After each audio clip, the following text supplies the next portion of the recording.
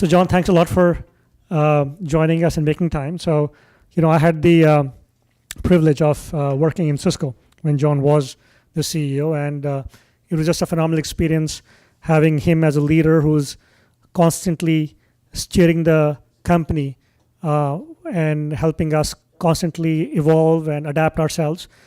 And just to give, all of you are, of course, emergent entrepreneurs, but a very big part of our principle is about investing in entrepreneurs who are on a high growth trajectory in their personal growth. These are about people who have exhibited a certain level of self-awareness, but what they know, what they don't know. It's about intensity to constantly push the edge. It's about a certain sort of inner balance. So no matter what goes outside, they're constantly focused and they do what they need to do. So we're constantly seeking to learn about how to be better leaders, and especially within ourselves. And John is everybody knows about he's I don't have to give an introduction about John. He's been one of the visionary leaders of our generation. When he joined Cisco, took over as CEO in mid '90s. The company was doing about $70 million in revenue, and when he retired, it was more than $40 billion in revenue. During this time, it went on to become the world's most valuable company. So again, very excited to have you, and please join me in welcoming John. Yeah. You got it. My goal today is to help my friend, and I love teaching. It's something that I've always enjoyed doing. I build very strong teams. I try to get market transitions right, and I'm fearless. I believe in being number one in whatever I go into with the teams. It's a chance for me to teach, and that's candidly one of the reasons I wrote the book. Is as I travel around the world, I got the same questions again and again and again. And while we tracked all 285 different questions, the top 25 were asked almost every single session I went into. So I said, why not just write it down and tell the stories in a way that I can remember? So my goal today is just to share with you as much the successes and the lessons learned for the future, but also the mistakes made. And if we had to do over again, as you go into growth, either as a CEO or as a venture capitalist investing in the companies around the room, maybe avoiding some of the missteps that I see so frequent within that. As you already know, leadership is lonely. And it goes up and down constantly, and you think that it's not lonely because you got a team around you, but when things get tough, and they always will, that's when you learn more about yourself than any other time. And it's where we also get to see, as coaches, mentors, strategic partners, investors, how good is the CEO that we really invested in, because we'll learn more about you under times of stress than we will any other time. Any questions for our game? If I really want to dodge a question, you'll watch me do it very smoothly. Sometimes I like to have fun and just say, no, I'm not going to answer that one, but I will answer this one over here type of approach. And one of the things that people often ask, how is this different than perhaps when I first was a young CEO and coming up through IBM and then Wang Laboratories and 25 years at Cisco? Some of the basics haven't changed. It's about leadership with vision and strategy of your company and where are you going and how you're going to get there and what are the priorities. It's about how good of a team do you build and do you evolve and unfortunately at times change to achieve your vision and strategy. It is about culture, which I did not understand how important it was as a young CEO, but it's about communications and really listening. And today's social media, the speed of change that you're going to face is different than what I saw and dramatically different than the leaders in front of me.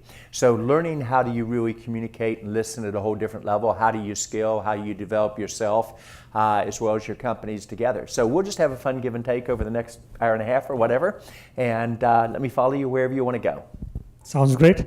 So maybe a good starting point would be, you're going through, or you recently went through a transition yourself. You're now in a new role, JC2 Ventures, investing in entrepreneurs, wrote this book that just came out. Incidentally, we just came out on September 25th, Connecting the Dots. Mm-hmm. And so can you talk about your current activities, what you're doing now, and what Sure. sort of new phase of your life look like? Yeah. Sure.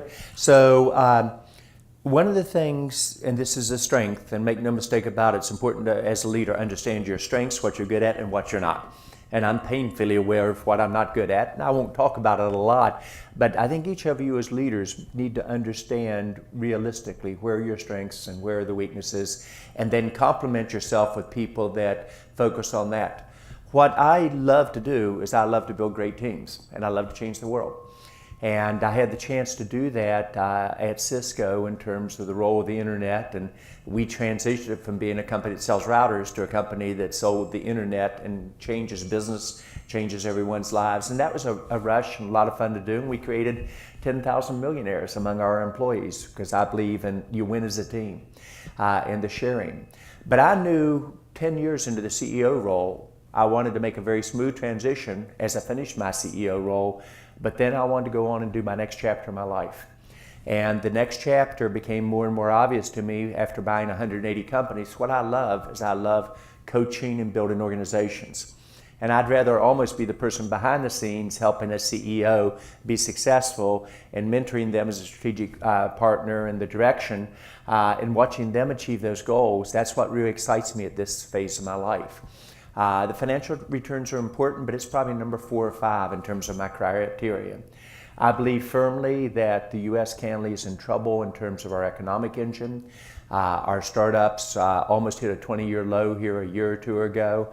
And while that sounds a little bit of a concern for us in the industry, the real concern is that if digitization and the Internet of Things and artificial intelligence plays out the way I think it will destroy probably 20 to 40% of the jobs that exist today. And if our economic engine, where large companies will not add any headcount over the next decade in total, and they will not, and about 40% of them will go out of business, it says if we don't get the startup engine going at a whole different pace and at more scale and create jobs. And so I've moved from saying I want startups to be acquired, having done 180 of them, to realize that if a company acquires you, then your engineering teams will grow, but the rest of the company doesn't grow as much. And 76% of job creation is usually after a company goes public. So I'm focused on how do you use startups to do innovation, to do job creation, to get the average income of all Americans up dramatically like we did during the 90s, and then to say how do you make that happen. Part of it will be by giving back. Part of it will be by investing in certain companies myself and mentoring those CEOs. Part of it will be writing the book and say, here's really what's capable. And that's more of a platform for the future. I never intended to write a book. I'm dyslexic. I hate writing. But I kept getting the same questions again and again. And everybody said, John, write a book on this. But more importantly, tell us the stories and then outline to us what are the key takeaways. So I wrote the book like I like to be taught. Tell me the stories so I can remember the concepts, but then at the end, just give me the cliff notes after each chapter on what the takeaways are as you move forward. So my only request of you all is to drop me a note. You can see my contacts and I'll pass out my card, but just drop me an email or a text saying, how do you like the book? What do you like about it? What could be improved on? So as I talk to people, I can put that foundation in place. So my next chapter is going to be to try to change the world one more time. I'm a dreamer, but I usually make dreams come true. And I do that by surrounding myself with an ecosystem of partners that can move with tremendous speed. Other venture capitalists, candidly other people that give back, the ability to look from a PR side, from an engineering side, from a investor relations side, from a sales side, to be able to move with speed that others cannot, and have fun doing it. So what am I doing? I knew I was going to do this over 10 years ago. I'm at the next chapter of my life and kind of figuring my way through it. I'm in 16 companies now, probably advising another 50. In an average month, I'll probably talk to 500 startups, either individually or in groups. I'll be going to India next week, and we'll be meeting with a group of startups then, including 2 of those that I'm invested in. Within a couple weeks after that, I'll be going to France, and I'm the French high-tech ambassador for Macron. Can you imagine America having a French or German high-tech ambassador? And it shows you how leadership around the world, and this is where I agree with what you said, leadership around the world is learning to innovate, and there is no entitlement. And while many of us say, well, Silicon Valley is going to be successful in the future, it's been successful in the past, this is where the future is, you haven't seen West Virginia like I did as the chemical center of the world and the coal center of the world and then fall from grace. or Boston 128, which is the equivalent of Silicon Valley with MIT at the heart, have 1,000 health tech companies and today have one major one. So I know there is no entitlement, and you've got to change as you go forward. And so anytime I see a transition, that's what I go after, and this is what I'm going to do in my next chapter of my life, which is to say, how can we play a role both here in this country, across all 50 states, in France and India, mainly because those two countries have the innovative leadership that are willing to take risks. That's phenomenal. So it looks like you would be spending a lot of time with entrepreneurs. Cool. All right. Let's jump right in. Yeah. Where do you want to go first? So I think, great starting point would be in terms of, in the book, Yeah. you talk about your role as a coach and a mentor, helping build the organization and the team. So when you talk about leadership, and from your own experience, what are some of the drivers on the inner plane that create leaders? Would love to hear that. Sure. So one of the key drivers that may surprise you that I don't hear a lot of people talk about, I look for leaders who are curious. And I've never met a great leader who just didn't have a curiosity factor with it.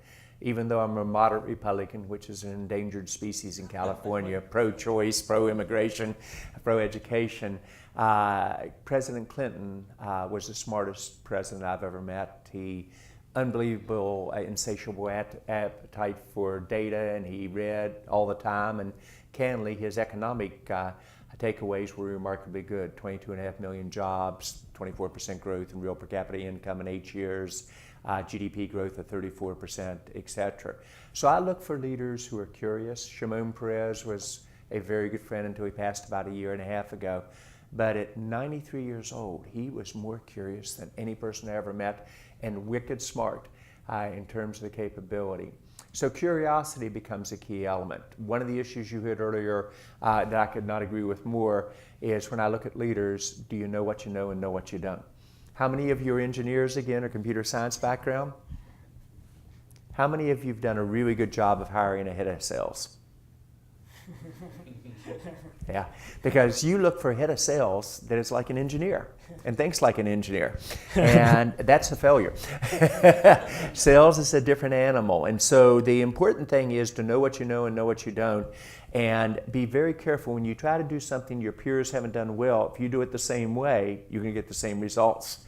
And so you want to get people around you who can be advisors. And I've found people that are really good are not only comfortable with asking for advice, they constantly reach out and do it. And what is the best way to build a relationship with somebody?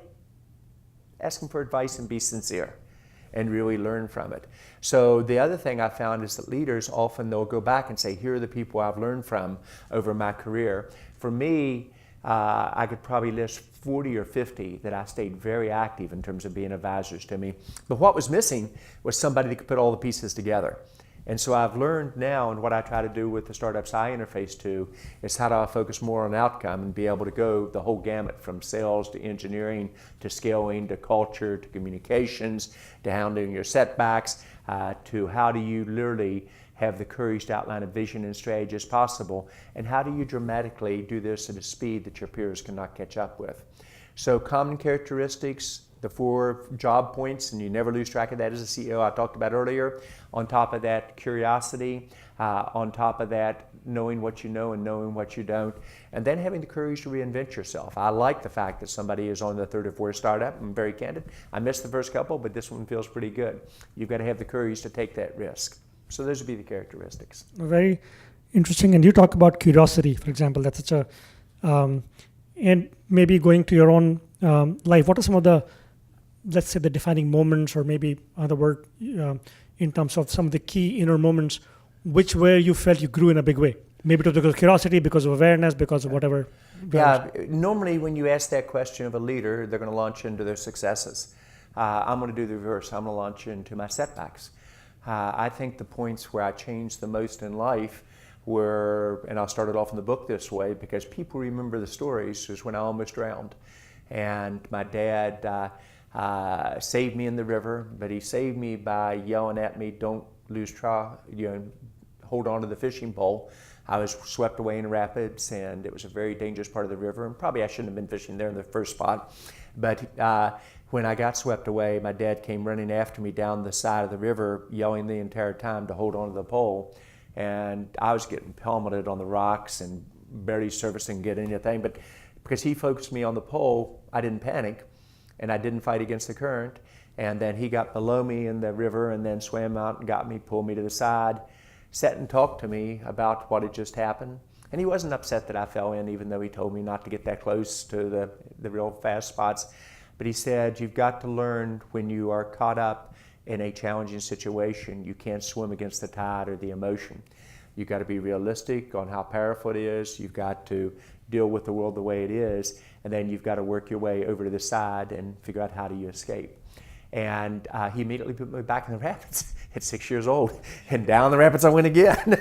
But this time he taught me how to be completely in control of what we do. And that lesson stuck with me the rest of my life. And by the way, about 12 years later, a 16-year-old young man who was a tremendous athlete drowned in that exact same spot because he tried to swim against the current. And so those lessons learned stick with me a lot. The lessons learned being dyslexic and a weakness in life, and one that I would have never talked about except I shared it with a young child on how could she handle dyslexia, and my microphone happened to be turned on, and I came out of the closet on that, not meaning to, but it made such a difference in so many people's lives on it. Once you learn that you can overcome a major weakness in life, and how do you do it? And once you've been laughed at in school because you can't read like other people could. I can do anything in math, I can do anything in science, but reading and languages is just really hard. You never laugh at somebody else. You always treat them with respect. And 40 years of leadership, I've never raised my voice. Now make no mistake about it, anybody that knows me and part of my team, I have tremendously high expectations, tremendously high, and I expect them to deliver. But emotion and raising your voice and treating people in a way that I think is inappropriate is not just a symbol of not being a good leader. I think it's ineffective in terms of how you do it. 2001 being the most valuable company in the world and on everybody's list of top CEOs in the world, maybe the best CEO ever according to 2020, etc. And then all of a sudden I went from being on everybody's positive list to could I even run Cisco? And it taught me more about how do you deal with the setbacks and how do you break it into elements and be realistic, how much of it was self-inflicted, how much was market, how deep do you think it's going to be, how long does it last? It will always be deeper and last longer than you think. And the only person that ever in the world told me 2001 was my best leadership year ever was Jack Welch, who had been critical in a constructive way of me in the late 90s, saying, John, you have a very good company, but not a great company. I said, what does it take to be a great company? He said, a near-death experience. And at the end of 2001, and the stock was down, and even some of my closest friends were doubting, could I really lead the company back out of this? Jack called me and said, this was your best leadership year ever. And I said, Jack, you're going to be the only person that ever tells me that. And he said, probably. But in hindsight, he might have been right, because it's how you handle the tough situations. So what I'm sharing with you is kind of in terms of lessons learned for you in the future. It's really nice to talk about your successes and how did you do, but it's how did you handle those challenges? How many of you have kids? What's more important? When your kids make a very good grade in school or score their winning goal in soccer? Or is it how they handle their first major setback, either academically or socially or whatever? And as a parent, you'd do anything to help them through that. And so the same thing is true of young entrepreneurs. It's how do you handle those changes and how do you learn to adjust to them? And be realistic, how much of it was self-inflicted? Therefore, you've got to change what you did, or how much of it might have been market, that what you were doing was right and the strategy was working. And if it was mainly market and what you were doing right, adjust to the new reality, but really don't make dramatic changes in the strategy. Those are kind of the lessons I learned, and notice they're all with my setbacks in life, not the successes that we talked about. You know, the story about when you were drowning and how you did not panic. In fact, I think the book, after you come out and you talk with your father, then you go back in the water. Yeah, he put me right back in. He was a doctor. He was really, in many ways, my best friend for many years of my life. And he always taught by both telling stories, but also teaching you how to control your fears and your challenges. And not to get too high when things go well, or too low when things get challenged. So this let's say, being calm in a crisis, seems to be one of the key strengths that's helped you. You talked about how you've never raised your voice. So let's come out in terms of looking at the mind and the body, right? Yeah. What are some of the tools that have helped you in staying that way, keeping that sort of inner balance in times of challenge here? So I think the body's an amazing machine, but you got to take care of it. And I've found that if I can sleep and exercise, I can handle just about anything that comes at me. The second thing is I surround myself with really good people who are basically non-political, who just do the right thing. And so I exercise hard, in part because I love to eat. And I run probably 4 times a week and swim 4 times a week. And I like to push myself, etc. And so I think about that way. Do I eat the best foods? Probably not. I love Diet Cokes and donuts for breakfast. And I love a Jack Daniels and ginger ale and a nice kind of meat for dinner. But I do believe that stress has to be balanced. You usually see as a leader, when a person is under stress at home, it will spill over to work, or when you have stress at work, it will spill over to your home life. And learning how do you manage that. And there are different ways to do it, and all of us kind of arrive at what works for us, and I know that you focus on it very much. But for me, it's about running and sleeping. And if I can do that, then candidly I can deal with almost anything in life. And when I start to really get worn down and only sleeping 2 to 3 hours a night because of my travel schedule, etc., I know I'm not quite as crisp, and I'm more careful on the personnel situations, especially if I'm traveling around the world and have been on the road for 2 weeks in terms of dealing with it. Because you think you're on your game, but your mind just isn't quite as crisp as before, especially if you're not exercising or sleeping. So one of the challenges is, of course, as a leader, like you said, when you travel, you're in back-to-back meetings, it's about constantly being, intense, being energetic, being sort of attentive. So clearly exercises and sleep looks to be that's worked great for you. Any other inputs on that? How do you maintain that peak performance? Yeah, so exercise and sleep, realistic when I'm on the road, doesn't happen. Maybe 4 hours sleep a night, and almost very rare that I have time to exercise because I run pretty hard when I'm on the road. Preparation. I used to think preparation was bureaucracy, and boy was I wrong. Preparation allows you to move with speed that no one else can. Preparation and a replicatable playbook for how you deal in each meeting. You gave me the summary of the meeting here, but I do it in the format that I can review it last night for 5 minutes, review it this morning for 5 minutes, and then I know exactly what your agenda is, the people around the room I'm going to meet, etc. I'm almost always the best prepared in any meeting I go into, and it's amazing how those spontaneous comments are so effective that you've already thought what you were going to say. And I only say that with humor to kind of get the message across. Same thing with preparation on how do you do acquisitions. And if you read the book, you're going to see that we had a machine on how to do acquisitions. And originally I thought process was bureaucracy, and I was wrong. But boy, we had our 6 plays that we ran. We ran them with tremendous speed. We could get a call on a Thursday night from the head of the NASDAQ, Al, who was a very good friend, said, "John, you're an idiot." And I said, "Okay, Al, what am I doing wrong now?" And he said, "You should be acquiring this company. Your competitors are in there. It's public knowledge. They've been in there for 6 to 12 months. This is a perfect match for you." And I was embarrassed, and I said, "Okay, Al, I'm sorry I missed it. What was the name of the company again?" I had no idea who it was. And I called up my head of business development, and good news was he didn't know either. I called up the CEO of the company and said, "Can my head of business development meet with you tomorrow morning?" By this time it was 9:30 at night, and he said, "Sure." The head of business development went over, was with him for an hour, called me. I went over and met him half an hour after that. By noon, we had a handshake for a $3 billion acquisition through both boards of directors, rolled out and announced to the employees, all critical employees signing on for 2-year contracts by Monday morning. Competitors never knew what hit them. And by the way, it was an extremely successful acquisition.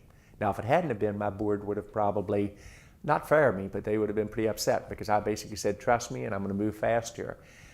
Getting that process down to where my successor could run the same play because it was just automatic playbooks. So instead of slowing you down, it allows you to move with speed that can be tremendously impactful.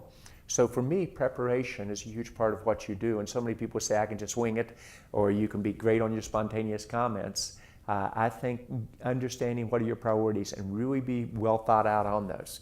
One of the most effective ways to do preparation is to do what? You've got a goal you want to achieve, write the press release for what you want that to look like 3 years later.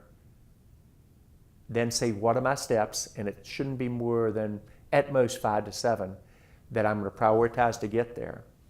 What are my courses and intersections on that? And then I go forward and backwards. Henry Kissinger, I learned a great deal from, the prior Secretary of State, still a very good friend, wicked smart. But he always did 3 scenario planning for every negotiations he ever did.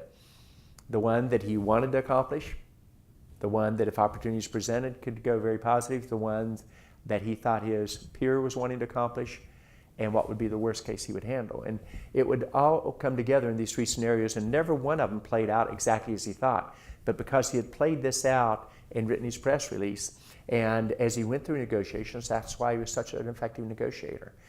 He knew how he was going to play the market and how he would deal with his counterparts, and people trusted him.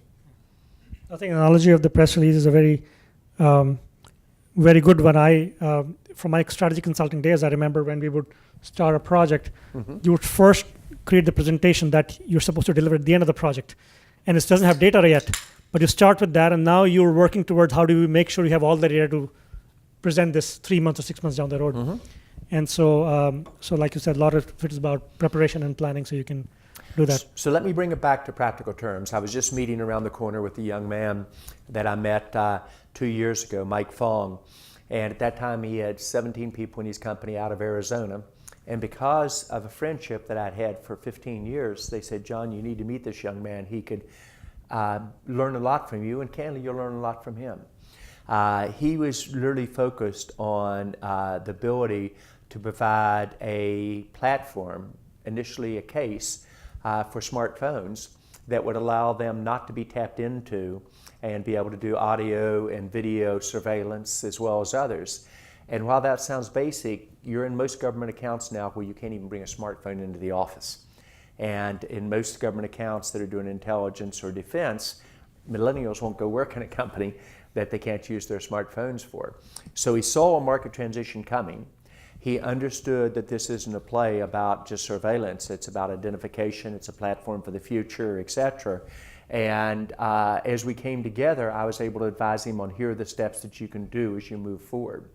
And we'll see, but right now he has the potential to go all the way across all aspects of the armed service, the intelligence groups, the corporations. But 17 people, he's still running it at 40.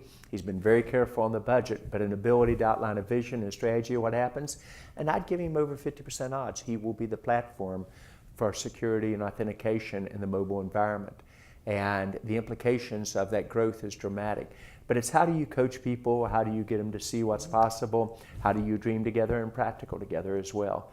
I probably talk to the CEOs I interface to 3 to 5 times a week, either on scheduled meetings, a quick phone call, text, back and forth, et cetera. And I'm more of a strategic partner to them than I am an investor. You know, like you talk about the role of the coach that you play is so important. When you were the CEO of Cisco or previous roles before that, when you were looking for a coach or a mentor, how did you find those people and how did you engage with them? Well, I've been crowdsourcing since I went to college. I listen all the time, and then I connect the dots, and that's my skill in life, in part maybe because I'm dyslexic. I can't go A, B, C, D, E, F, G, H, I, J, K, L. It just kills me. But I can go 3 data points and then understand the potential implications and then jump to it and see how do you play it out. And so I listen to people all the time, and it doesn't matter if it's the doorman at a hotel or at a local restaurant. I love to talk to the waiters about how's business and what's their personal interests, or how many is their revenues going up or down, and what are the challenges they face. But by gathering data from sources all the time, suddenly you're able to identify patterns that other people don't see. And then you're able to say, here's what's possible that you can come away with. And so that's something that I put into my skills bracket and something that I am constantly learning. I will often ask a person that I meet that I find fascinating. It can be a Fred Baker, who is a fellow at Cisco. Definition of a fellow is a world-class engineer. We have probably less than 20 of them who can also create $1 billion in revenue for us. and who really can be seen within the industry as a world-class engineer, Fred would teach me certain topics, and I did that regularly with the Dave Wards and others, even though they weren't, quote, the head of engineering or even the senior VP over top of segments of it. But I'd find people that I could learn from, and then I'd constantly do that. And the way I would usually interface to them is say, let's meet one time, but you have to teach me a topic. We'll cover what you want, but I want you to teach me a topic. And if it went well, then I'd have a second meeting. Or with a government leader or a company leader, Lou Platt's the example I use in the book. I came out to Silicon Valley. I'd managed 10,000 people at Wang.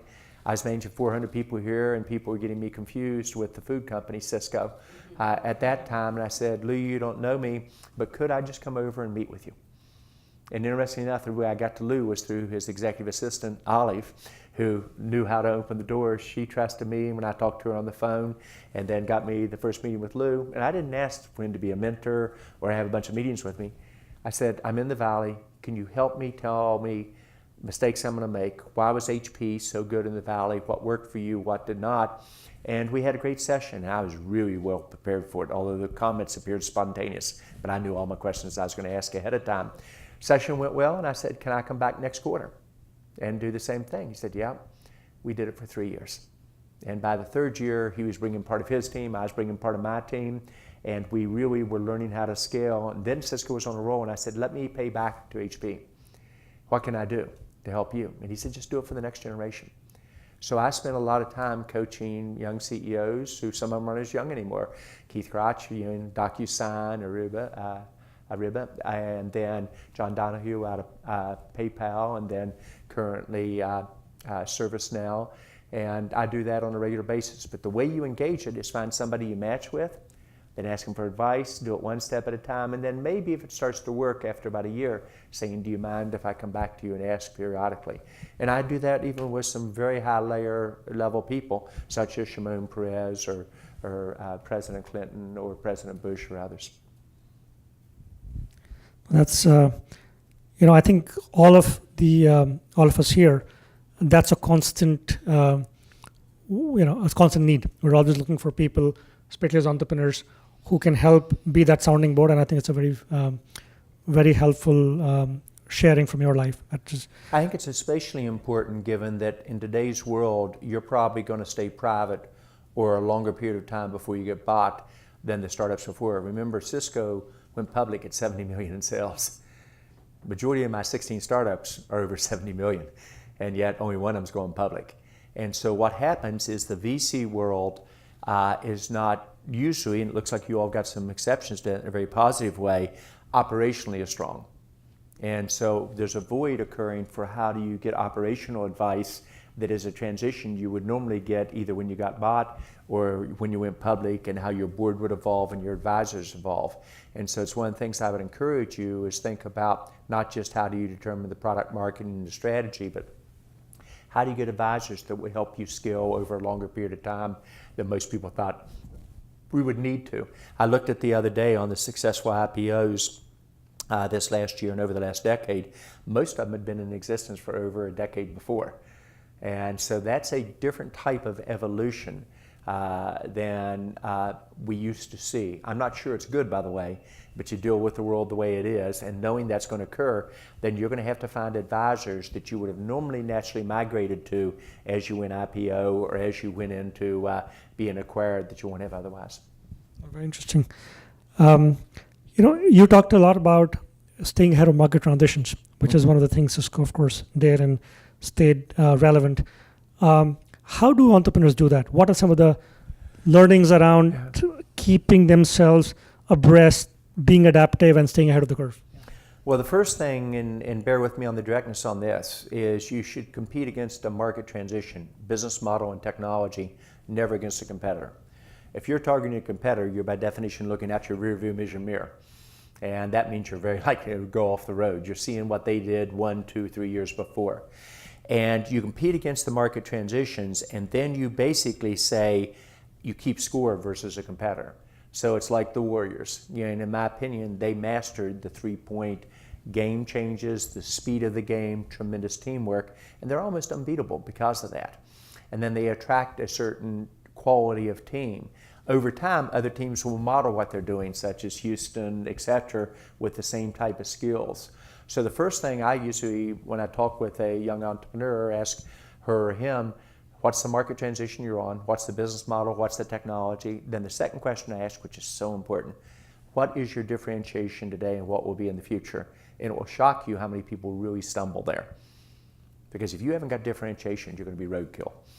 And you might be in a hot market for a period of time, but it's why every market I entered at Cisco, I shot for a minimum of 40% market share, because my experience has been, if you were below 20, one product generation missed and you're out of business. And then you got to have courage to take the risk on those market transitions. I love the flip camera. How many of you have had a flip camera? It was really cool. And my problem is engineering fell in love with the capabilities of it to record video. I did it as the entry to the consumer market with set-top boxes in the home, video in the home. Next moves would be video security. And I felt if you captured home video, you could do this. And it was really cool because you could put the videos up in the cloud at the time that many people didn't think about the cloud with FlipShare.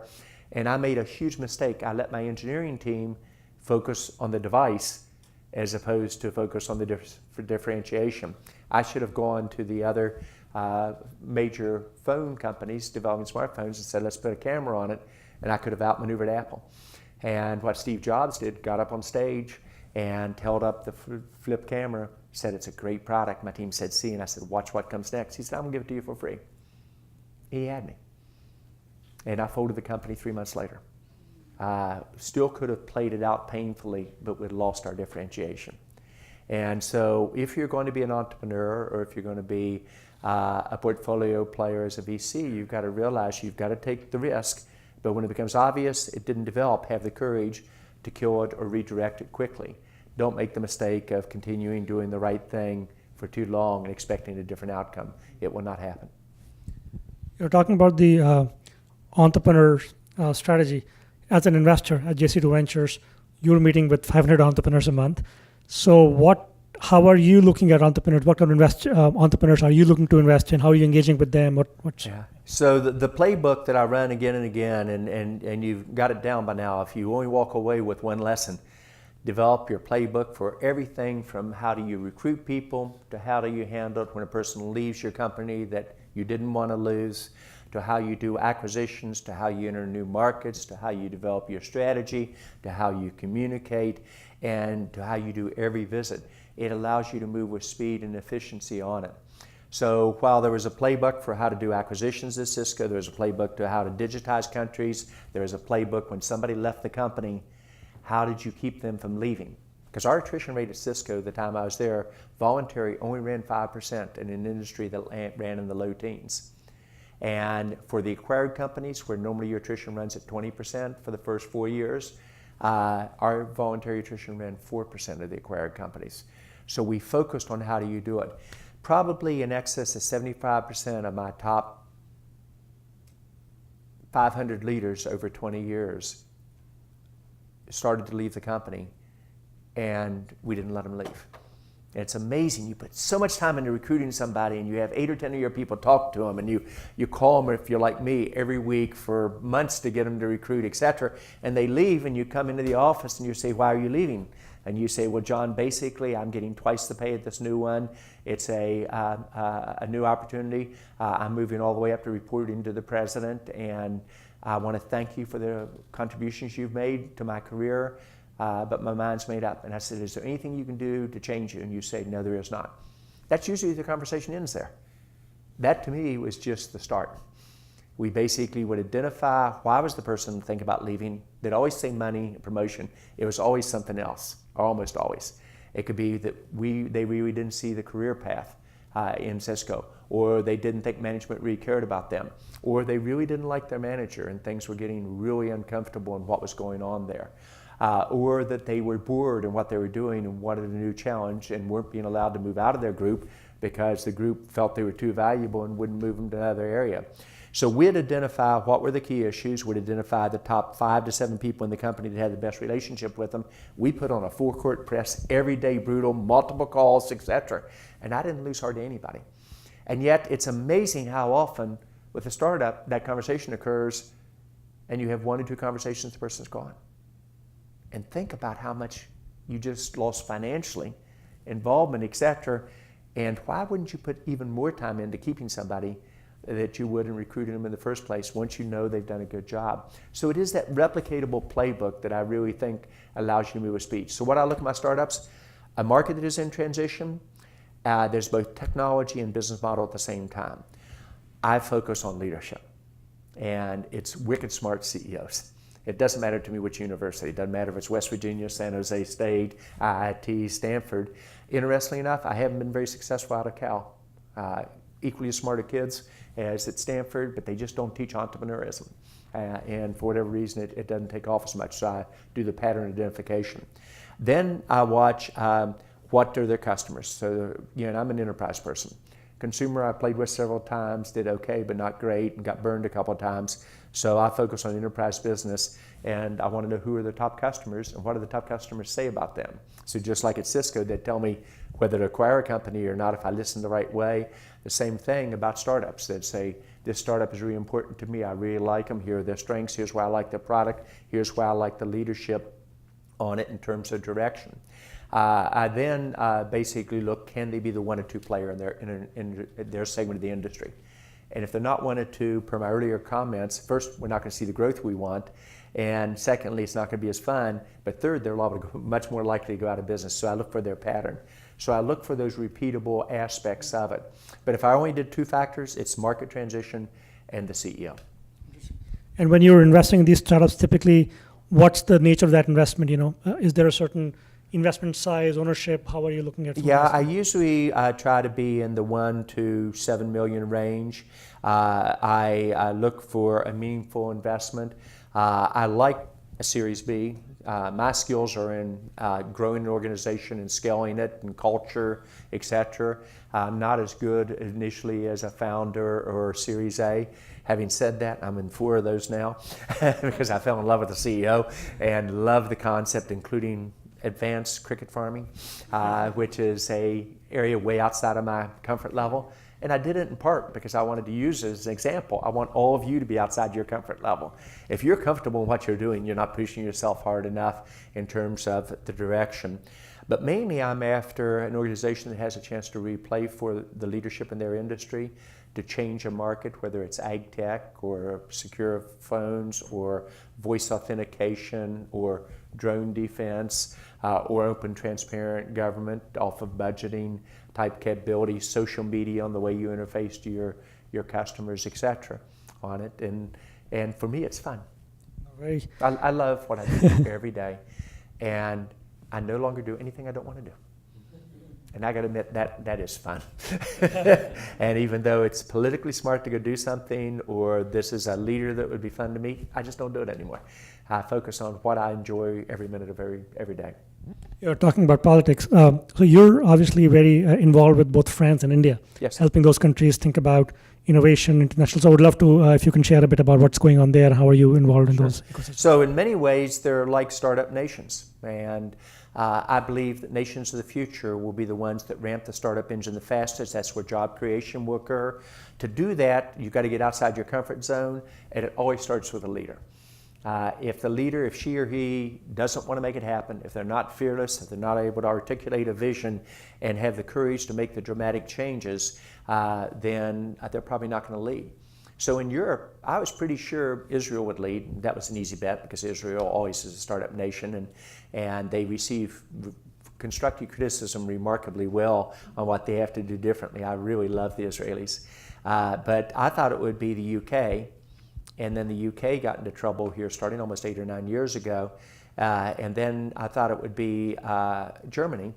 But Merkel kept doing the right thing with Industry 4.0, and she thought she could do it entirely herself with the German leaders. And they were meeting every 6 months on digitization. And they didn't need any outside help from technology companies. And so I bumped into France. And I met a leader in Holland that had his worst week of his life. He barely survived a no confidence vote. He decided to launch planes into Syria. He knew terrorists would come back and hit his country. He had to deal with a setback in his personal life that was really tough. Press was just clobbering him, including the liberal press. But yet, when I met with him, we connected, and we spent an hour and a half talking about leadership and digitization. And he said, here's where my country is. And then when I met Macron as the economic minister, and I taught classes with him at the business schools and engineering schools, I realized, and I called my wife the first time I met him, I said, I met the future president of France. You could just see the leadership. They are willing to take risks. And when they take risks, their popularities go up and down, because how many of you in this room really like change? You hate change. Don't kid yourself. Don't give me that. I mean, when you really go out there and you're changing outside your comfort zone, it is stressful. And everybody says they like to, and you like to take change, right? Yeah. Are you married? Yeah. Think about changing your wife very often? I'm sorry, couldn't hear you? Sometimes? Yeah. We got that on tape, right? Okay. Now, the point that I'm making is, here's the person you trust most in life, is your spouse. Even kidding about changing, his hands sweating, he's nervous, etc. You have to realize that when you change, it makes you uncomfortable, and you've got to be outside your comfort zone. And understand that's a natural part of change. If you start to change and it doesn't make you a little bit nervous, you're about to get into trouble. So you've got to say, how do you control that and stay focused?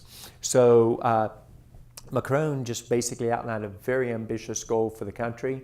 I had the honor of leading in part of that, of saying that I felt France could be the startup nation in Europe. We announced that jointly together to the press in partnership with Cisco and digitization. And then I turned on the press and said, I know you all ask questions, and I know the French press is sometimes brutal on business leaders and politicians that take risks.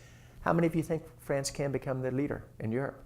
It shocked us. This is why you always ask. I would have been ecstatic if 10% of the 600 people in the room raised their hand. It was 80%. And Macron and I looked at each other and said, this is our opportunity to really change things. And so when he decided to run for president, and he was kind enough to share ahead of time, I told him I thought he'd win comfortably. Even when most people thought that he wouldn't even have a chance, he won with 65% of the vote.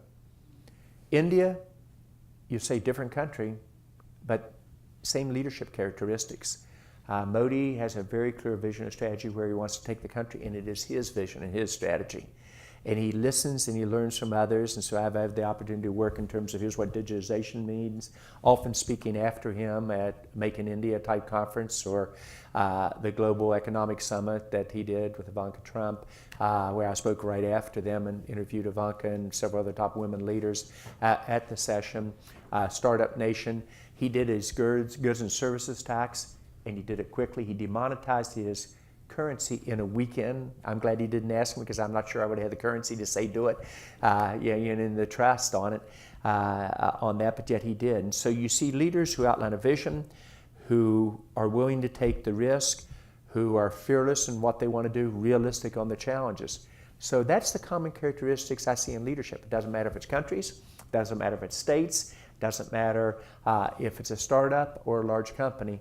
Those are the successful characteristics of leaders, and each of them would tell you, often over a glass of wine, what was the hardest is how they dealt with setbacks and how they come back from those. But Modi went through that, as you know. A year ago, a lot of people were questioning, could he win an election again? And barring a surprise, he will now. And Macron made the changes quickly, and when you do that, people get uncomfortable. He lost a couple of key cabinet members. He's on a dip on his popularity, but I think that's actually when great leadership shows how good they are. Fascinating. I think the same parallels that apply for startup leaders apply at a different scale to country leaders. I want to open it up in terms of questions people have, and I have a mic. I can circulate the mic. So maybe Aditya, if you want to take out the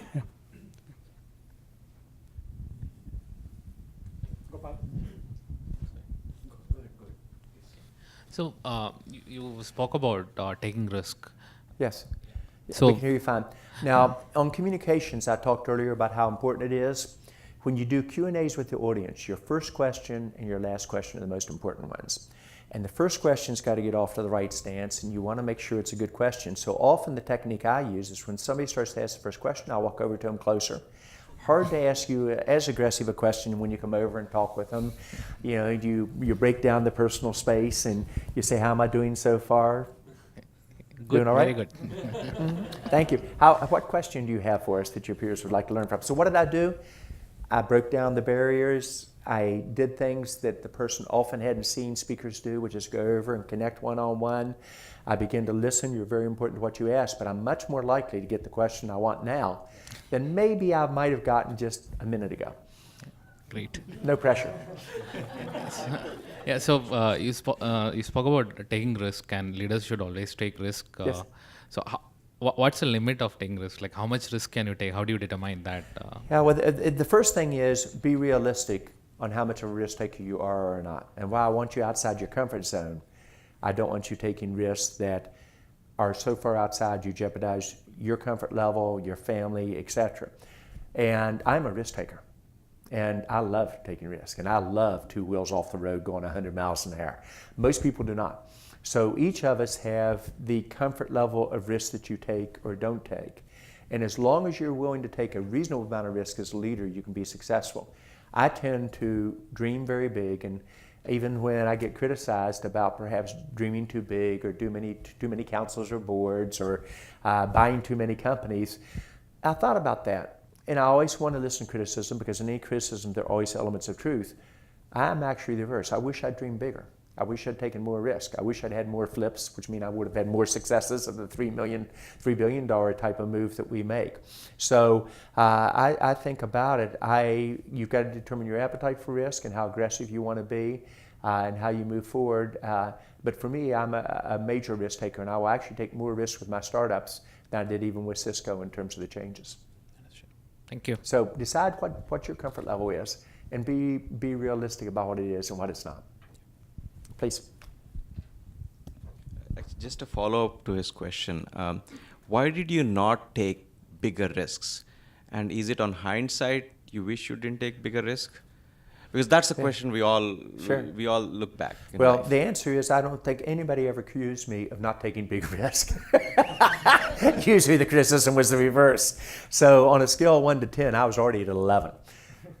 So nobody that I'm aware of ever said, John, you didn't take big enough risk. I mean, we were a router company, and we did 3 switching acquisitions at times. The acquisitions all failed. My stock went down, and yet we got 60% market share in switching. Today is $13 billion.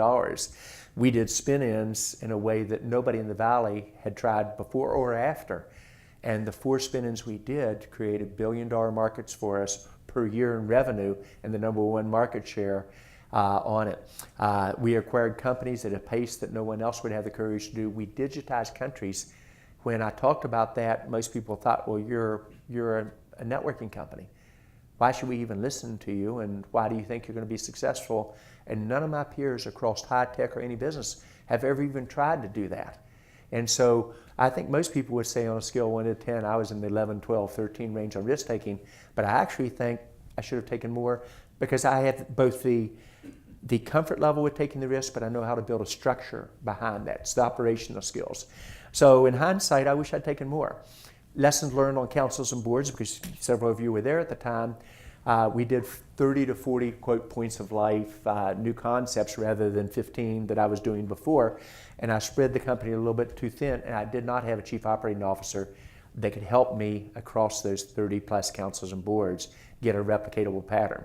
I could do 5 or 6 of them myself and do the reviews, but in hindsight, I should have had an operational person who could really execute well on it. So as you take risk, understand first what you're going to do different. Be realistic on it. I knew when I did acquisitions that the vast majority would fail, which is true today. I knew that you determine what you're acquiring and protect at all costs. For what I paid for acquisitions, I basically was acquiring the next generation product. And if we didn't get a new next generation out, we failed, which means I was acquiring people, and if I didn't keep the people. So I focused on doing that. It's just, in hindsight, I think I could have taken more and learned some of the lessons to complement around me with it. And operational skills are probably one of those that I've always had good operational people, but I would have even pushed myself harder on that. Does that make sense? Absolutely. I have one question, which is the question I wanted to ask, is if as an engineer, I want to aspire to be the CEO of Cisco, and sort of, what do you see would be the stumbling blocks? The stumbling blocks are the hurdles you got to get over. So if you want to be the CEO of a major company, you first got to realize what you're going for. It's hard. And it starts with hard work. I've never seen a successful CEO who didn't work hard. You might get lucky for a short period of time, but then if you stayed in that job and not working hard, your company usually fell. The second is understanding that it's all about customers and people and leadership. And so from the very beginning, I would develop great teams, interface to others, develop what kind of culture I thought it was. My brand is nothing more than trust, track record, and relationships. And the power on that allowed me to both get a job at Cisco originally because of how I treated somebody 10 years before that, to all the way through. Want to be realistic on why you want to be a leader. And don't kid yourself. Don't want it just because it's the answer. And then each opportunity you take a meaningful amount of risk with you to potentially achieve that. And then it's how you deal with your setbacks on it. But to be very honest, I'd rather be a CEO of a startup now than I would a CEO of a large company. A lot more fun, a lot less exposure. You can make the decisions for where you want to be 3, 5, 7 years out as opposed to how I do next quarter or the quarter after that. And I think almost all innovation is going to come out of startups. That's why you're going to see so much of the partnerships between an established company and startups occur that would not occur a decade ago, or if so, at a much slower pace. The large companies, and that's why I ask schools and backgrounds and stuff, are no longer getting the top graduates from the key engineering schools or MBA schools. They're going to startups. And mathematically, that means that probably the most creative innovation is going to come from startups. So big companies are going to have to learn how to partner with startups. And they instinctively know if they buy them, it's probably not going to work. So doing a strategic partnership with startups is the next area that I tease Safra Katz from Oracle. Safra would tell you that she modeled her acquisition strategy, she and Larry, exactly after Cisco, except they do hostile takeovers, and because they're a little more rough and tumble than I am. But I said the next class that you do ought to be about how big companies work with startups and startups work with big companies, because that is an art and it's really hard. But I had one of my startups called Spark Cognition the other day do a partnership with Boeing. Now this company only has 200 people, artificial intelligence, et cetera, and a 50-50 joint venture where Boeing put in $30 million to do the next FAA generation architecture for unmanned aircraft in the US. And it's because Boeing, who is an amazingly innovative company and great leaders, realized they're not able to attract the same level of AI skills and business skills, but they do have an innovation culture of saying, how do you work together and win? So I think about it that way. I think about how do you take the right risk at the right time, but I'd challenge a basic premise. I think it would be much more fun to run a startup or a series, using my words, IPO after a startup goes public and scales than I would a large public company. I think it's where the action is. I think it's where the fun's going to be. I think it's where the job growth is going to be. Thank you, John. Do I need to use this or? Yeah. So it was great to hear from you about your views about India and France. Now, important. Your radar goes up whenever anybody gives you a compliment right off the bat. Because what they often do, if they're going to ask a tough question, it doesn't mean it occurs all the time, is they give you the compliment first and then they say but, etc. Now the way you diffuse that, you walk over to them, you identify. So at a minimum, the question will be more gentle than before. At a maximum, the question actually gets switched. And sometimes they go with the question anyhow because I put them on the spot. So do I have to start moving back if to ask the right question? No, you're doing great. So I really appreciate your views, because I didn't get the same feeling that you got with France, just because I've gone to Paris and I've gone to Lyon, very different cities. Yeah. Paris got a very different vibe, and quote unquote, don't record me on this, but it was the French Canadian. Once the video's going, you're on record all the time. So you just need to always be aware of it. But right. Go ahead. Thank you. So got a very different vibe in Paris versus Lyon, but it's great to hear about the leadership there. But taking it differently, what do you see for us here in the U.S.? Where do you see the economy? And feel free to go give your quotes on Sure, I don't mind. You don't want to the talk fun about thing is I no presidents. longer have to worry about my comments being interpreted for how does the company view this scenario. I speak purely for myself and for JC too. Back to the issue of Paris and France, my vibes were the same as yours. And basically I viewed Paris is a great place to take my wife. I have a lot of friends who are French. Great place to vacation, but the last place in the world I would locate business or bet on startups. But I connected the dots. People said France is changing. I said, I don't think so. They said, come to the Consumer Electronics Show just 4 years ago. I went to the Consumer Electronics Show. There were 68 French companies there. Interesting enough, number 2 behind the US, which had about 300 startups at the Consumer Electronics Show. So I met with all 68 of them. And I went for Q&As much like this for about an hour and a half. And other than a very unusual accents, which I can tease people about because I've got one myself, I thought I was in the middle of Silicon Valley. Then I said, how many were there last year? 38. 38? 68? That's a trend. Something has dramatically changed. So then I went over to the French companies that I knew the CEOs of, and remember France had big companies, but they had almost no intermediate level, and they said the country's changing. I then met with more startups, and then I met with government, and I was shocked to see the government willing to change. So I connected the dots way before others. I took a personal risk. I said France will become the startup nation of Europe. Even my best friends said, John, you've called a lot of trends, but you clearly are off your game. France went from 120 to 140 high-tech backed venture startups. And remember, all companies will be high-tech in the future, whether you're retail, healthcare, or whatever, to 743 last year. The number of startups at the CES are now 276. The US is only 280. Country clearly in transition. It doesn't mean they'll win, but the ramps are clearly there, and I took the risk way before other people saw what occurred. That's what I do in markets. I see the trend, then I figure out which company has a chance to win on both the business and the technology. I bet on the CEO, and if I'm only going to bet on one thing, it's the CEO I bet on. And then I have the courage to place the bet way before others do. And then, candidly, I also love to help make it happen. So when we said the internet would change the way you work, live, learn, and play at Cisco, people said, nice marketing, you're a router company, get real. But I knew it would.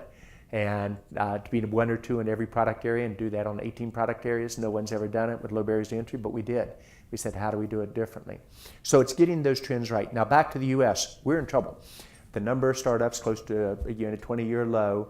The number of IPOs this year will be about 230 on the NASDAQ and New York Stock Exchange. The good news is that's up from about 180 last year. But these are lows. During the 90s, when we created 22.5 million new incremental jobs in 8 years, the average IPOs were 400 to 700 a year. And the ability to run that play when the large companies were also hiring, that's why you got the 22.5 million jobs. If IPOs are the tip of the icebergs for startups, which they are, and indicative of what the future is going to be underneath the water that's going to come true, our country's in trouble. And by the way, the IPOs are largely Silicon Valley, Texas, New York. And being very candid, the Valley's out of touch with America for the first time. Tech used to be for good. People loved us, trusted us, Democrats, Republicans alike. We had no issues in Europe. Even after Snowden, we worked through those very carefully. So I think we're in trouble. And I think the Valley's in particular trouble, and I think we've got to get startups across the whole nation, all 50 states. So with my startups, one of the things I'm doing, I'd be much better off just staying in the Valley. I know the VCs, I can back channel anyone, I can align very quickly and move. But if that occurs, the have and have-nots will cause a fundamental change in everything in our country. So I'm going to do it across multiple states. I'm already in 7 states. I'll do some very unique things in West Virginia here in a couple weeks, with trying to play a small role in having the university become a startup state with the support of the governor, the senators, the House, et cetera within it. Venture capital coming in and trying to say, how do you watch what Stanford did, but do it at a dramatically faster pace and take the brand risk. So I actually am not an optimist where the US is in startups. If I were betting on one country right now, I'd bet on India.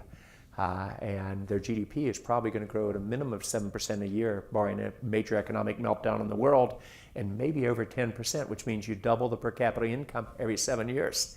And you have a leader that if he gets reelected, his party gets reelected, I think will make the changes that need to be made. And when I said that was going to happen 3 years ago, and I became chairman of the U.S.-India Strategic Partnership Forum, people said, you don't understand. India is a slow follower. It's the last place you're going to see that type of economic growth. China's just going to swamp them, and it clearly didn't happen. Thank you, John, for your insights. From your vantage point, where do you see as the opportunities from a startups? Let's say I'm a founder of a new startup. Like, where do you see, given that you talk across the board, different verticals, different geographic regions? Sure. Where do you see kind of opportunities? Well, I tend to match the business transformation with the technology transformation. So I start with the technology transformation that I enjoy and grasp. Technology transformation around Internet of Things, going to 500 billion devices connected to the internet. The implications of big data cloud are huge. Clearly, the concepts of Internet of Things with flying non-manned aircraft has both opportunities but also defensive issues. So, I did one of each of those. And I watch for the changes in social media, and heavily involved in a company called Sprinkler in the social media area, where they mine the data of about 24 of the social media platforms to interpret buying behavior or customer expectations way before it becomes obvious in the market. I'm very much focused on the customer experience, because most companies, their products are commodity-like, and the way you differentiate your product, if you have a product that's similar, i.e. cars, refrigerators, just about most things we buy in life, even smartphones, is through the customer experience that you provide. Yet, if you ask the CEO of these companies how effective are they on their customer experience and their servicing their customers, they'll tell you they do a great job, over 80% of the CEOs, yet when you poll the customers, less than 10% of customers think they do. So I'm heavily involved within that. Ag tech I alluded to earlier, with robotic cricket farming, big data, cleanest source of protein, maybe solving world hunger and making lobsters, making crickets the next lobsters. I mean, that's a fun one for me in terms of direction on it. And then security, all over security in 5 or 6 different areas. So I combine the technology change with the business model changed, and with the CEO that is really just wicked smart. I'll announce one next week in India where the CEO is just fascinating to me. 27 years old, now he's just turned 28, but wicked smart, unbelievably creative, doesn't know what he doesn't know at times. But I literally fell in love with the concept and the market that he was in and with him, and taking a big risk on him. But in the year we've been working together, he's scaled and hit every objective, and we'll see going on it. So I look for those common characteristics I talk about, the technology trends that are going on, the CEO, the ability to lead, and somebody who really wants to be coached. You have time for just a couple of questions, maybe. Okay. John, I had we'll do 3. a lightning round, quick question. I'll be a quick answer. I had 3, but I'm going to ask 1 now. Do you have did you have a go-to-market playbook for new products in the enterprise space, especially? Absolutely. And so one challenge, at least for startups, is at least for my startup, is that without a market, so there's a risk and execution. We want to execute well with minimum risk, but for startups sometimes it's very hard to find the perfect product market fit. You can disrupt a market. Let's say somebody comes up, Amazon is coming up with database. They know that you're disrupting Oracle, so it's a. But for us, if we are creating a new product, it's very hard, and we don't for us to evangelize that. So any ideas around evangelizing new products? Sure. Most important is go get your lighthouse customers.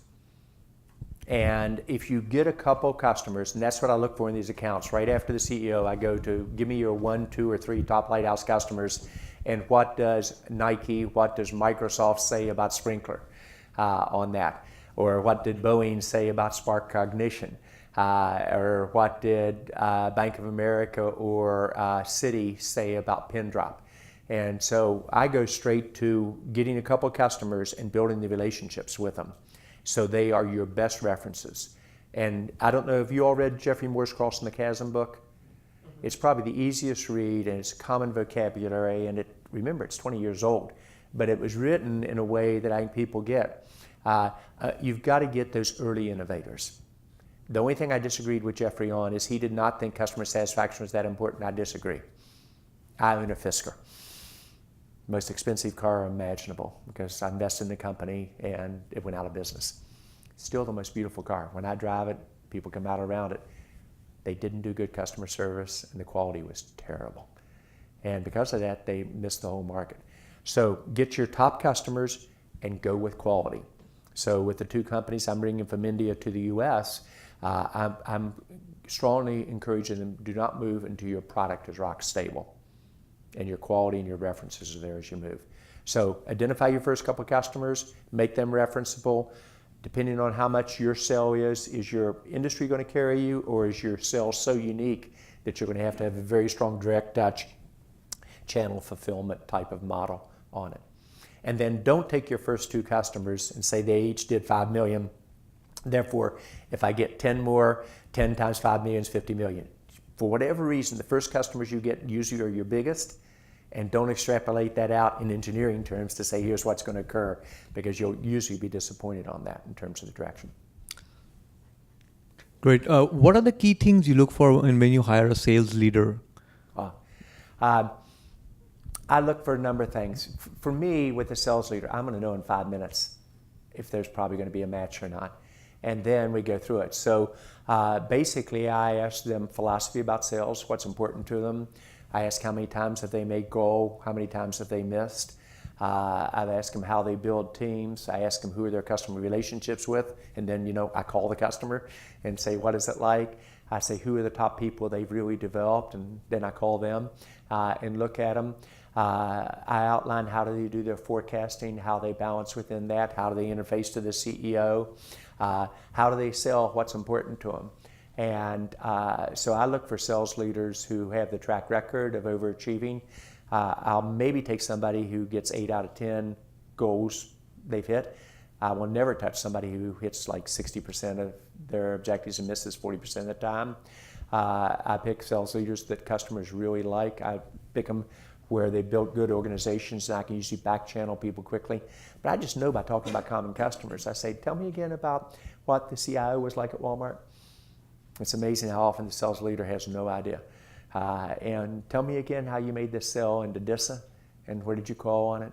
And so just a series of things that I look for, and then I back channel. I have more trouble with the engineering lead. Most sales lead or business background have the most trouble with hiring a good engineering lead, because they want them to think like a salesperson, and which you don't.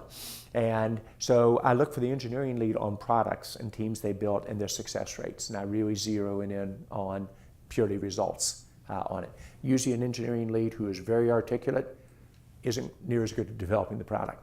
So I don't fall into the trap of coming from a general background and a communication background, expecting my head of engineering to be world-class on communications when we first hire him. Over time, I do believe the engineering lead has to get very good at communications, because if done right, especially with startups, the engineering lead is the number 1 or 2 or 3 salesperson in the company, is the one who listens to customers and say, here's where we need to go. So that's kind of what I watch for. John, one of the reasons I think startups are more innovative. Oh, last comment on that. I recruit constantly. I mean constantly.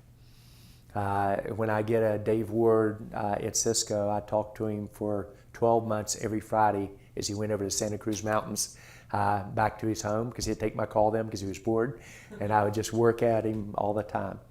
I was flying on a plane literally 20 years ago, and the young lady on the plane coming back from London was trying to decide career-wise what did she do. And as I gave her advice on career, I logged away. She was really sharp. And I said, my path might cross again in the future. She sent me a funny card. You never know who's going to sit beside you on an airplane. Showed an ugly monster on that, and I just logged it away. 20 years later, she knew I did a startup. She called the CEO of the startup and said, I want to be your head of sales because John's involved here. So building relationships that last, always recruiting all the time. Same thing with customers, building relationships. Not because I'm purely after the economic results. I just like building tight relationships. But I recruit all the time. I encourage you to do the same. And if we get beaten in a customer environment, back to sales leadership, I'll often ask who was the sales lead on that account, what did you think of them, and who was the top executive that called on you from the other startup, and what did you think about them? And that's one of the best ways to identify. Please. So constraints are often seems necessary for creativity and innovation. And one of the advantages of startups is when you start, you're constrained with resources, either it's financial resources or the technology resources or the market that you're going after has specific constraints. And that really pushes you to think in a different direction and pushes you to the innovation path. But as the company grows, once you have paying customers, how do you, and then it seems to like you have unlimited resources, funding becomes easier, you have customers paying. How do you keep that innovation spirit going, not just as a CEO and the founder, but also among the people who suddenly have all the more resources? So three questions really in one, going in reverse order. As you grow, the mistake that you will make is that you will not put the same amount of time and attention to detail in recruiting. So I watch startups. They often develop the beginnings of failing at 100 people, 500 people, 1,500 people, 5,000, because the leader does not make the necessary changes that are needed at that time. All of a sudden, how many of you interview every person you hire in your company? How many of you do not? How many people in your company? 80? 18? Well, I was your colleague who said he didn't. 1,600, but in the office, we have around 75. Gotcha. So 1,600 people, that's one of those break points. What happens is as you hire, and especially if you're successful, you're more concerned about getting the engineering people on board, the salespeople on board you need for the numbers, and your quality starts to slip. And then all of a sudden, I have one of my companies that at 100 was unbelievably great on talent. At 500, marginal by 1,500, they'd lost their ability to get the A-plus players, and they paid a terrible price for it, which we fixed. So want to watch about keeping your quality up as you scale in terms of direction and focus in terms of the capability. The first part of your question, I'm sorry. I was saying that constraints are necessary for creativity. So Jeff Bezos and I have had this discussion many times. Dr. Wang taught me you make money as you go. Don't fall in love. You're going to sell one Coca-Cola to every person in China, and it's how much your sales are going to be. So I am conservative on financing, which might surprise the people in this room. I believe that you build profitable companies as quickly as you can. You become cash flow positive as quick as you can. That doesn't mean that I'm not patient, but it does say I think you build that in from the very beginning. Even on 2 of the companies that I'm backing now, we made a conscious decision to not become unicorns and to stop at about the 900 million or 950 million level, because the unicorn began to get too much expectations versus what you're going to get back. And I didn't want investors pushing the CEO too hard to overachieve on the numbers. So I think what you do is you've got to be very careful not to overcommit and provide too much resources, and you want to constantly be driving productivity and efficiency up. The number one reason you're going to get in trouble in this room is what? You're going to run out of cash. Or you're going to take risk and you go into a recession. And so I personally am more conservative on very carefully adding the resources and doing it frugally from the very beginning. The CEO I just met before now, I have to push him about adding resources because he's so focused on the budget, which is really what I want. But I'd be very careful about adding the resources. I wouldn't get too far out over your skis, especially when there may be warning signals in the market or otherwise. I know some VCs disagree with that. I fully respect that, but I don't. Now, once I see an inflection point hit, I'm the other way. Pedal all the way down, forget about the dang brake, let's go for it, and let's leave our competitors behind. But I'll wait until I can feel that inflection point before I really double and triple down. Thank you. Hey, John. Thanks for the session. It was very helpful. So you mentioned that right now the speed of communication and the speed of execution needs to be faster. But I would imagine that would have been true even in '95 when suddenly the internet became a thing. So, so the fact that the change has occurred is, and the magnitude of the change probably was similar to what we are seeing now as well. No, but for a different reason. You're right, the internet sped up dramatically the pace that GE operated with. And Jack Welch, who was a very good friend and an advisor and a confidant, he didn't have to be a very good communicator. And he really didn't care about communications. He would just do what he wanted to do, drive his company that way. I could not have been as effective without solid communication skills, and I tried to build on top of those. But the changes are so different. When an issue came at me, I would often have weeks, if not months, to deal with it. And if something was going to be written about in the press, I'd have a chance to influence that article. I'd have a chance to go out and develop other articles to support, my point of view, etc. on it. Today, if you have a person taken off an airlines and the CEO isn't listening to social media and he said the people did the right thing, when social media already knows that the security and the flight team did the wrong thing, it probably cost United Airlines $1 billion in market cap, tremendous brand damage. Communications, 1 hour, not days, weeks, etc. And they will never quite recover from how they handle that. Wells Fargo, bogus accounts. Do you know when bogus accounts first showed up in social media about Wells Fargo? If you were listening 4 years before, if they'd learned to listen differently and move with a different speed, a whole different outcome. Watch how the major high-tech companies today are dealing with the issues in Washington, and it's not pretty. We are not listening well. We're coming across as arrogant. We never had those issues with the Democrats or the Republicans before.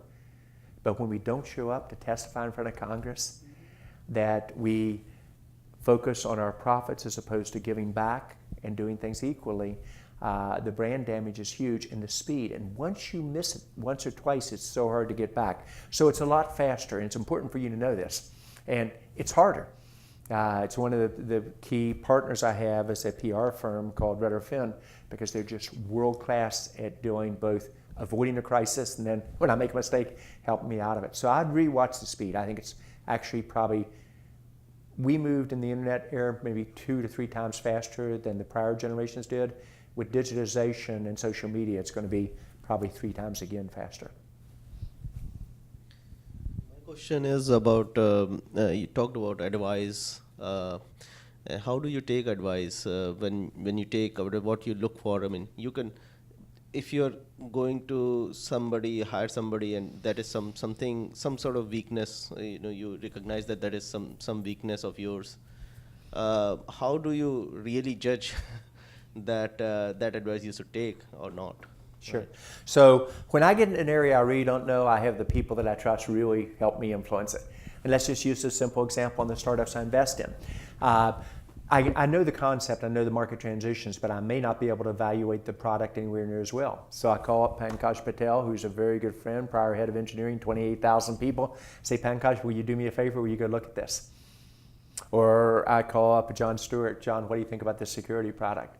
So I know what I don't know, and I get other people to advise me, or I call VCs that I trust, and because I built a relationship with trust, and it's a two-way street, they'll be very candid with me about it. So when I get in an area I don't know, I go to people that can help me do the evaluation and the trade-offs, and then I do the references on how do customers think about them or other people think about them. Do you want to ask the last question? No, I think I'm good. Okay, good. Thanks. So John, were you talking to Pankaj just now before you came? Yes, I actually was by phone. We were talking with Mike Fong, and Pankaj and I are both investors in Provoro, and it is a hot product. Now I get the context because I just left the conference room before you. Oh, okay, yes. I said hello to Pankaj, yes. Yes, I will do that. But I've formed relationships for life. I don't recommend it for each of you. You have to decide what's important to you, but I build families. And I build families that are loyal to each other, but families that expect to win and be the number one player in each team and will argue like a family but win together or not as a family. Most companies are not that way, and let's use Netflix as a world-class example, very positive. They build professional teams. It's up or out. And they are remarkably successful in that, and they've done an amazing job. So each of you have to own your culture, and that's a great one to end on. What's the mistake you're probably going to make as a CEO of your own company? You want to understand how important culture is. and you won't take personal ownership, and it won't be your culture. There's nothing worse than just having your head of HR say, what should our culture be? Let me poll the group. Here are the ideas. You present it. It's got to be what you own. And it's got to be what you are. And we were teasing with Safra Katz and Larry Ellison about culture of Oracle and Cisco's night and day different, both very successful companies. But you've got to know what your culture is and what it is not. And you would never have a great company without a very strong culture. You may like the culture, you may not. Uber, unbelievably strong culture, but part of the reason they were successful was that, and part of the reason they got in trouble was because of that as well. So as your CEO, you own it. What your culture is, you've got to walk the talk. You can't say one thing and do another. And you've got to be the best example of it. It's the one mistake that I find many of the startup CEOs dramatically underestimate how important it is and the magnitude of change that can occur. Well, John, that is phenomenal, and that's fascinating, the whole last hour and a half. I think probably a few years down the road, we may have some great leaders come out of here and they'll speak somewhere about the session, and there's something that they a light bulb went on. So it's great that we were able to put this together, and thanks for joining us and making this happen. And I also want to thank Oric for hosting this event, and for Iso Ramper for supporting the event. So I appreciate. Thank you all. So please join me in thanking John for this. Thank you. My pleasure.